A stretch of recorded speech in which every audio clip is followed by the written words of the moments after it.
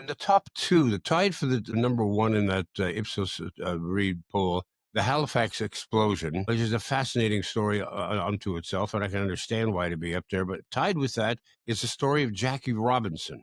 Now, many people, unless you're a baseball player, you wouldn't understand the correlation between Jackie Robinson, the first black baseball player in Major League Baseball, and what he had to do with Canada. And of course, it's because he broke into the major leagues playing AAA in Montreal. And the funny thing there, of course, Ted, is it's the only minute I can think of that's made where the star is somebody who was never Canadian. I mean, in fact, spent 1 year living in Canada, Jackie Robinson. The idea, of course, was to demonstrate that he was received in Montreal as a real human being, which was not the case in the U.S., particularly in the South at that point, that he had to come north of the border to get the respect that his abilities and his qualities as a person deserved. And actually, funnily enough, we've just launched, by the way, we won't get in much, we just launched a new Heritage Minute on May 6th about Bora Laskin, the first Jewish Chief Justice of the Supreme Court.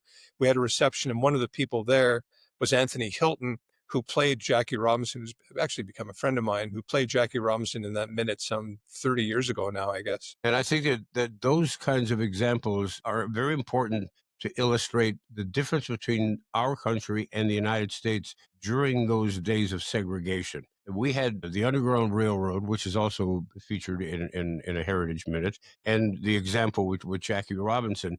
And that really defines a big difference between the United States attitude and the Canadian attitude during those days, especially, and probably as much more so now. Well, I think we see it in a pretty pronounced way now. I mean, Canada's not been perfect on that, and we know that there's issues around Indigenous. We have not always been great with, with people of color or other backgrounds as well. We're always trying, and the thing I always say about history in Canada is you can look at any decade, Ted, literally throughout history, and follow the track of legislation and things, but also how people treat other people. And every decade, it keeps getting better. So the story of Canada is kind of like, we make mistakes, but we keep working on our mistakes. We're not where we need to be, but we're still, we're always trying to move ahead. Either erase laws against segregation, or we end informal ones. Like for years, there's a quota on Jewish people going to certain universities. So that's long gone.